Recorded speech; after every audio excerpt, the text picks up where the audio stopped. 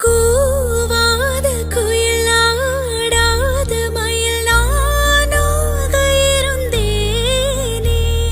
பூவோடு வரும் காற்றாக என்னை நீ சேரத் தெளிந்தேனே. ஆதாரம் அந்த தேவன் நானே சேர்த்தாய் இந்த மானை. வந்து துணையே வந்து அணையே அந்த முள்ள சந்திரனை சொந்தம் கொண்ட சுந்தரி. சாமி கிட்ட சொல்லி வச்சு சேர்ந்தது இந்த செல்ல கிளியே.